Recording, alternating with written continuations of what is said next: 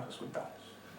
Muy buenos resultados. Otra vez, son los padres, son las madres los que motorizan esta terapéutica. Como pasó con el cannabis, que era la epilepsia y el autismo, ¿no? ¿La cetogénica es por requerimiento del terapeuta? O... Sí, eso vos lo ves. Vos te tenés que evitar el consumo de harinas porque tiene una cuestión inflamatoria. Yo insisto, tengo una charla exclusiva más de esta que también dura como 1 hora, donde cuento todas estas cuestiones. Y se plantea que el autismo en realidad es una condición de cuerpo entero, que es el cuerpo que funciona mal, que se manifiesta con una encefalopatía. Y cuando esa encefalopatía se cronifica, es que aparecen los síntomas, que generalmente son alteraciones cognitivas y de tipo conductual. ¿Sí? Este es el relato de una mamá. Niño de 6 años diagnosticado a los 4. Ellos resisten el tratamiento con Rubifen, que es metilfenidato. Pedrito tampoco, nunca los padres lo medicamentos. Pero son antipsicóticos de segunda generación para tratar que esquizofrenia y trastorno bipolar. En el TEA alivian que la agresión, la hiperactividad, la autolesión, pero no los síntomas principales. O sea, la biomedicina no tiene absolutamente nada para ofrecer. Y me quedo con esto. No existen tratamientos selectivos para el TEA. A lo sumo tenés una droga que permite que el niño o la niña no se lastime en condiciones. Es una enfermedad de la neurodivergencia. Yo me estoy parando en el extremo más severo de esa neurodivergencia, ¿sí? El extremo más severo dentro del autismo. Entonces, hoy la FDA, que es como la ANMAT en Argentina, no sé cuál es el ente regulador de medicamentos acá, en Uruguay. ¿Cómo? La FDA. Bueno, sí. Bueno, sí, la FDA. De hecho, cualquier cosa que venga aprobada por la FDA en Argentina y en Uruguay entra. ¿Sí? Ya se aprobó la FDA, ya está. Bueno, se utiliza el aripiprazol y la risperidona. ¿Sí? No existen tratamientos selectivos para el TEA, se utilizan antipsicóticos, antidepresivos, estabilizadores del ánimo y estimulantes para tratar las características asociadas al TEA, como que son 2 condiciones donde la biomedicina no tiene nada para ofrecer, ¿no? Tiene muy poquito para ofrecer. Entonces, si me permiten, vamos terminando con lo que hemos construido, lo que estamos viendo dentro del trastorno del espectro autista. Sí. ¿Cuánto tiempo más la industria farmacéutica va a permitir? Y el tiempo que puedan. O sea, si ellos matan gente. O sea, le chupa un huevo. No, pero justamente. Pero no, la respuesta no la tengo. La respuesta no la tengo. Vivimos en un mundo que está completamente mercantilizado, donde no te tratan nunca el problema de raíz. Vos sos una serie de síntomas donde te van a tratar el hígado, te van a tratar los pulmones, te van a tratar el corazón y nunca se va a hacer desde lo integrativo. Hay un cambio de paradigma interesante en ese sentido, que tiene que ver con, insisto, lo que aportó el cannabis. Pero la industria farmacéutica va a seguir en ese camino y muy probablemente diseñe psilocibina modificada que no tenga un efecto psicoactivo y que te active el receptor del BDNF y te active el receptor intracelular. Eso es lo que van a querer hacer. ¿Cómo? No lo puede dejar. La serie que mide efectos colaterales. Hay una serie para mirar que recomienda que es efectos colaterales. Bueno, trastorno del espectro autista. El trastorno es un trastorno del neurodesarrollo que está caracterizado por comportamientos repetitivos y estereotipados, dificultades, ¿sí? Entonces, este es un trabajo en el que muestran cómo abordaron a esta persona, que llegó consumiendo sertralina y quetiapina. Lo que hicieron fue, bueno, vamos a reducir al máximo lo que podamos la sertralina y la quetiapina. Llegamos hasta acá. Bien, y ahí empiezan de a poquito a incorporar hongos, 0.05, todos los días. Todos los días le suman un poquito más, un poquito más, un poquito más, un poquito más. Donde llegan a 0.2 gramos. Y ahí la persona dice, che, mejoré el ánimo, la concentración. Bueno, empezó a hacer efecto la sustancia. En una persona que todavía está tomando medicación, donde muy probablemente los receptores 5-HT2A extra de la membrana estén tapados o no estén sensibles, pero estén funcionando los internos. Y también se esté toqueteando los receptores del BDNF. Bueno, final del mundo académico, es muy interesante su historia, tiene un montón de trabajos publicados de hongos y psicodélicos en general, donde comparan el uso de psicodélicos en este caso y microdosis de psilocibina en este caso contra personas que no microdosifican. Es un estudio de seguimiento de cohorte, ¿sí? Estos trabajos están publicados en Nature, en las mejores revistas del mundo. O sea, por lo general trabajos observacionales no se publican en esas revistas, ¿no? Sí sucede con los psicodélicos. Insisto, hay un interés muy grande de entender qué está pasando con todo esto. El protocolo de Stamets tiene varios protocolos. Este es una, donde fíjense, día 1, 2, 3 y 4 tomás la microdosis de psilocibina. Día 1 y 4 combinás con melena de león y vitamina B3. Día 5, 6 y 7 no microdosificás con psilocibina, pero sí tomás melena de león y vitamina B3. La melena de león es un hongo adaptógeno, no es psicoactivo, que tiene la capacidad de poder estimular la producción de eritrocinas que terminan produciendo NGF, que es un Nerve Growth Factor. Es muy parecido al BDNF, es de la familia de las neutrofinas del BDNF, no es el más abundante en el cerebro, el más abundante es el BDNF. Pero bueno, la melena, insisto, termina estimulando la producción de otro factor neurotrófico que tiene los mismos efectos que el BDNF. Y la combinación con vitamina B3 lo que permite es mejorar el pasaje a través de la barrera hematoencefálica. Otra vez, sostenés de 6 a 8 semanas, y evaluás si es necesario repetir el protocolo. ¿De acuerdo con esto? Sí, la B3. Es la vitamina B3 lo que hace es estimular... ¿Pesada o come igual? No, esto lo conseguís sintetizado. La farmacia, sí. Si querés. Seguramente haya el alimento que aporten vitamina B3, pero no vas a tener el mismo efecto. Bien. Individualización de la terapia. Si hay algo que nos enseñó, si quiere pasar el puntero, el cannabis, es que somos todos seres individuales, distintos. La terapia canábica es una terapia que tiene que construirse a medida, es un traje a medida, ¿sí? No es que lo que funciona en él va a funcionar en él, o lo que funciona en mí va a funcionar en ella, no. Y eso se construye. ¿Cómo? Y lo que te gusta hoy te va a dar mañana. Exacto. De hecho, pues el fenómeno de intolerancia, tenés que cambiar de cepa, tenés que rotar, tenés que cambiar la forma de administración. Entonces, fue un cambio de paradigma muy interesante lo que sucedió con el cannabis. De hecho, estamos atravesando esa... En Uruguay sucede una cuestión que tiene con el uso del cannabis, ¿no? En el cual no adecúan esa parte. Y todos los años la ONU les recuerda que no adecúan y Uruguay le dice, gracias amigos, ya lo sabemos, ¿no? Parte muy importante. Y es muy interesante empezar a pensar cómo puede seguir el tema del uso de los psicodélicos acá en Uruguay, que están siempre un poquito mucho más adelante. Después contaremos qué pasa en Ecuador. Feynman publica un libro en el 2011 que es La Guía del Explorador Psicodélico. Insisto, cualquier persona que quiera después me escribe por correo, yo le puedo pasar la bibliografía donde este libro lo tengo en castellano. En el 2015 sucede un evento también, que es una publicación de una nota en la revista Rolling Stone, donde mencionaban el uso de psicodélicos en microdosis en Silicon Valley, donde se utilizaban para mejorar la concentración y el foco. Eso también tuvo un efecto muy importante en el uso de las microdosis de psicodélicos en Occidente. El protocolo de Feynman involucra el consumo de una dosis el día 1, día 2, día 3 no tomás, día 4 tomás. Es decir, tomás un día, descansas 2, tomás un día, descansas 2. Y así sostenés ese protocolo de 6 a 8 semanas, aproximadamente. ¿Sí? Una variante es un día sí, un día no, un día sí, un día no. ¿Por qué se frena? Porque la psilocibina rápidamente genera tolerancia. ¿Sí? Es decir, que el cuerpo se adecúa fácilmente y necesitas cada vez más dosis. Entonces, para evitar ese fenómeno de tolerancia, vos discontinúas el uso. ¿Sí? ¿Cómo se define la dosis? Cada maestrito con su librito, lo digo siempre. Hay terapeutas que trabajan con 0.1. Yo sé que funciona. Y otros dicen, no, yo te doy 0.1, ¿no sentiste algo? No. 0.2, ¿sentiste algo? No. 0.3, ¿sentiste algo? No. 0.4, ¿sentiste? Sí, sí, ahora sí. Ahora sí siento que bueno. Entonces trabajamos con 0.3. Yo creo que no es recomendable trabajar tan cerca del umbral. Y eso de alguna manera puede explicar esta paranoia, esta irritabilidad, esta alteración en las cuestiones emocionales a las cuales hacíamos referencia, ¿sí? Incluso sabemos que también que con microdosis en las tinturas, con gotitas de una tintura muy diluida, también puede funcionar. Y siempre, como decíamos con el cannabis, siempre hay tiempo para subir. De menos a más. Es mejor empezar de a poco e ir subiendo que empezar de arriba y tener una muy mala experiencia y que la gente termina alejándose de la terapéutica.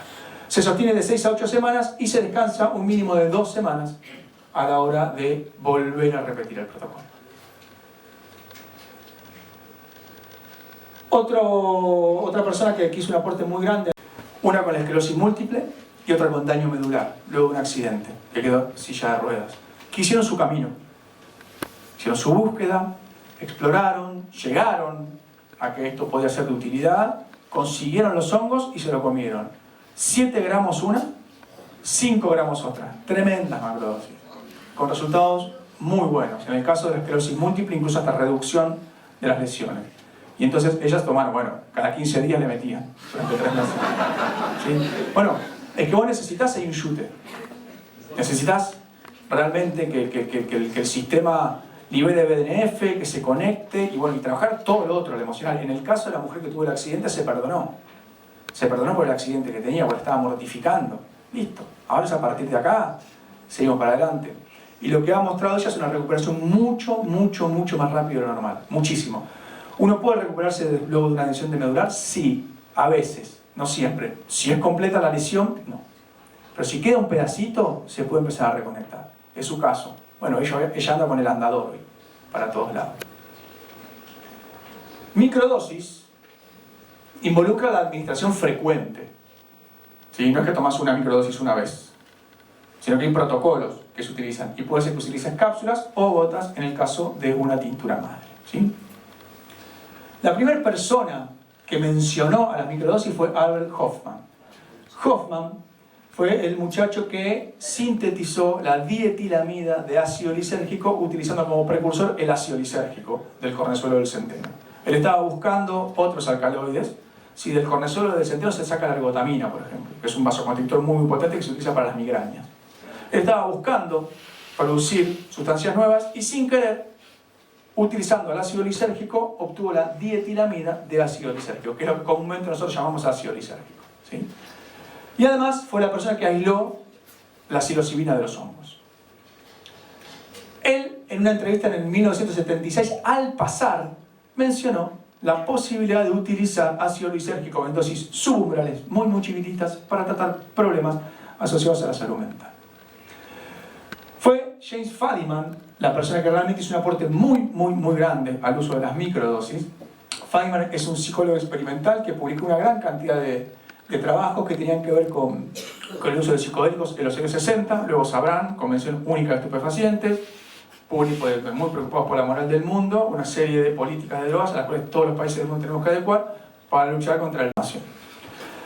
Hay trabajos que muestran que los psicodélicos, y en este caso están hablando de la psilocibina y el ácido lisérgico, tienen la capacidad, ellos per se, de poder activar el receptor del BDNF.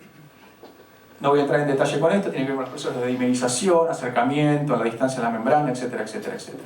Lo interesante, insisto, es que este trabajo muestra que la psilocibina puede ella misma activar el receptor del BDNF, sin necesidad de pasar por una macrodosis.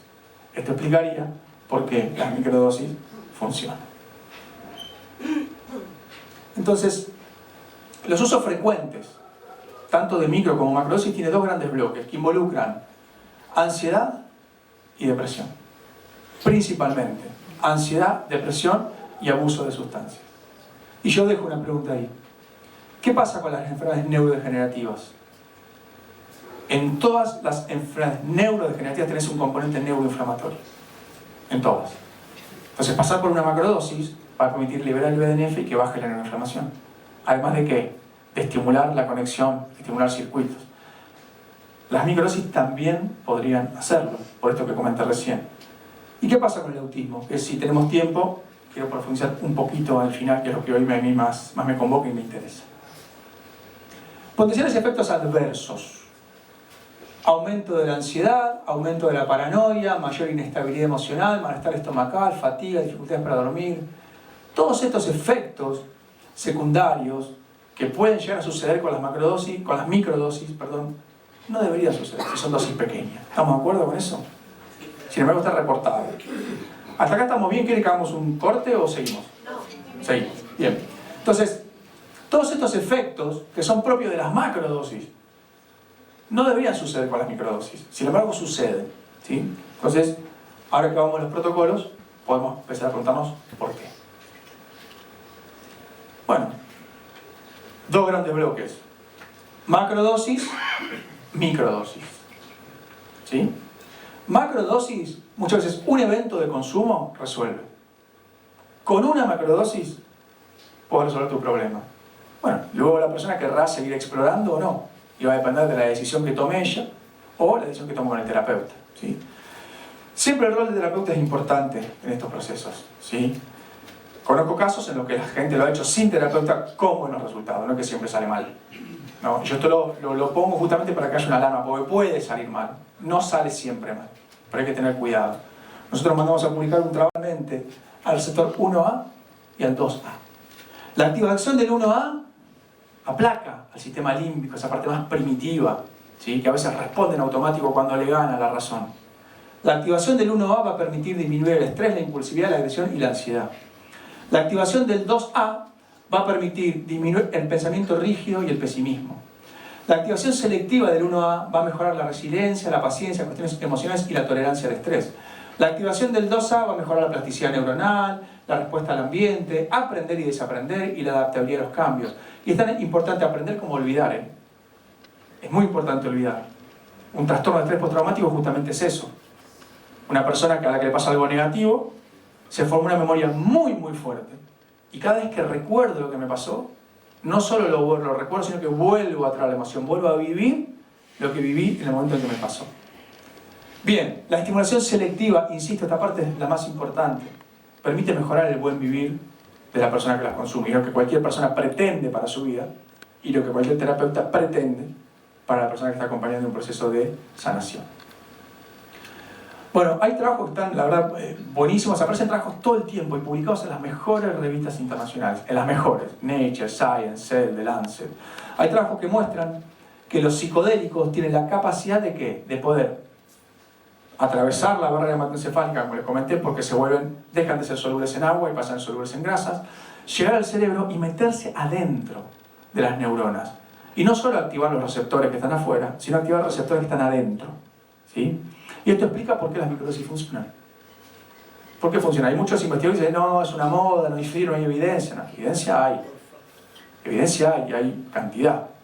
Esto permite explicar por qué funcionan y sin necesidad de tener una activación del 5-HT2A de la membrana que está afuera, que puede producir estos efectos psicoactivos. De hecho, sucede que están tomando psicofármacos que inician un proceso de reducción e incorporan las microdosis con mejoras. Y muchas veces, tanto tiempo tomando psicofármacos permite que vos no tengas receptores en la periferia. Sin embargo, la persona empieza a mejorar, muy probablemente, porque se está activando el receptor intracelular.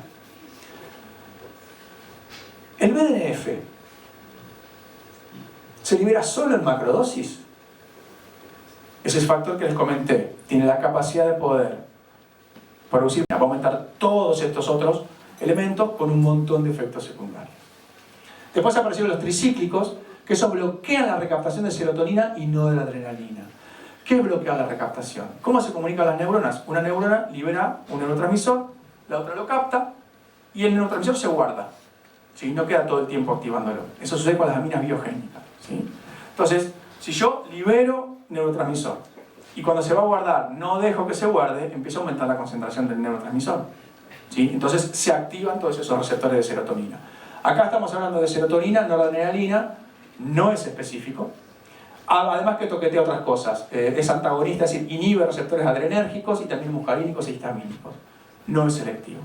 Aparecen después finalmente los inhibidores selectivos de la recaptación de serotonina. Que eso sí, solo bloquean la recaptación de serotonina. Son más selectivos que los otros, ¿sí? Todos estos fármacos ¿funcionan? Sí. ¿Pueden ser de utilidad? Sí. ¿Tienen efectos secundarios? Un montón. Una barbaridad de efectos secundarios. Alteraciones del tipo metabólicas, alteraciones del sueño, disfunción sexual, caída del pelo, problemas cardiovasculares, ¿sí? Además de que generan tolerancia, es decir, cada vez necesitas más fármaco para que produzca el efecto, y dependencia química. Uno se puede volver adictos a estas pastillas, ¿sí? Muchos te dicen que los IRS no generan dependencia química, porque tienen metabolitos que se sostienen en el tiempo, pero si vos sacás los IRS, no tenés un síndrome de abstinencia, le pusieron síndrome de discontinuación, donde tenés dolor de cabeza, diarrea, alteraciones del sueño, fiebre. Es un síndrome de abstinencia por la falta del fármaco, pero le cambiaron el nombre. Incluso hay trabajos que muestran que mujeres embarazadas que toman IRS dan a luz niños con síndrome de abstinencia. Además que tiene mucho más chance de que están después dentro del espectro autista, ¿sí? Bueno, la industria farmacéutica está permanentemente generando fármacos nuevos, ¿sí?, que te los venden con un perfil mejorado, donde tenés menos problemas cardiovasculares o menos incidencias en disfunción sexual o aumento de peso, ¿sí? La fluoxetina es uno de ellos. Bueno, tenemos en la naturaleza un elemento que nos permite estimular de manera selectiva estos receptores, y esta es la parte importante. No ando toqueteando todo, generando un montón de descalabros metabólicos, sino que además o pueda escribir o pueda dibujar qué fue lo que vivió durante el proceso. Es muy probable que durante la experiencia, más allá de toda la psicodelia y todo lo que comenté, aparezcan cuestiones profundas de nuestra vida, revisiones profundas de nuestras vidas. Te permitís a vos de alguna manera mirarte desde otro lugar. Cambias el cristal con el que te ves y ves qué sos, qué hiciste, qué te hicieron. Hay una capacidad de entendimiento de un montón de cosas y todo resulta tan claro y tan sencillo que decís, es por ahí que hay que ir. Y se revela esa verdad. Y eso es maravilloso, porque cuando pasan esas cosas, uno puede identificar y asignar diferentes categorías a estados emocionales. Y vos decís, yo no estoy enojado, estoy decepcionado por esto, y fue lo que pasó acá. Y cuando cuando esas cosas suceden, muchas veces uno deja de estar enojado, y eso hay experimentos que lo muestran. Se apaga la amígdala cerebral, que no son la de las anginas, es una estructura que está pegada al hipocampo, ¿sí?, y se prende la corteza prefrontal. Aparece el entendimiento. Y muchas veces, cuando uno deja de estar enojado y entiende estas cosas, suceden otras cosas muy importantes. Donde, por ejemplo, vos podés pedir perdón. O podés perdonar. O incluso podés perdonarte a vos mismo. Entonces son procesos catárticos muy profundos. Generar entendimiento y fomentar el cambio de comportamiento en función de ¿qué? Los hábitos. Muchas veces aparece como un checklist de cosas que tenés que hacer. Cosas que tenés que cambiar de tu vida. Cosas que sabemos que tenemos que mejorar, pero no hacemos los boludos y vamos por otro lado. Bueno, acá se te refriegan la cara las cosas que tenés que hacer para mejorar tu vida, ¿no? Fomentar la toma de conciencia, enfrentar y gestionar desafíos emocionales y planificar actividades continuas de autorreflexión y cuidado personal para apoyar la integración a largo término. ¿Qué tiene que ver justamente con esto? Con los cambios de hábitos. Identificar las cosas que nos hacen mal, que ya sabemos cuáles son, y tener la voluntad para poder modificarlas. Cajat y Harris plantean que la terapia psicodélica aprovecha una ventana terapéutica abierta en el cerebro a través de los efectos de la psilocibina, en este caso, para facilitar la comprensión y la liberación emocional, y con apoyo psicoterapéutico y una posterior revisión saludable de la perspectiva y el estilo de vida. ¿Cuáles son los niveles de acción? ¿Dónde actúa esta sustancia? Acá estamos viendo un cerebro que bajo los efectos de la psilocibina lo que hace es modifica su patrón de conectividad. Se ve también un aumento en la entropía, no solo en términos de ruido, el cerebro se vuelve azaroso, empieza a comportarse de manera rara, impredecible. Vos podés predecir qué va a pasar.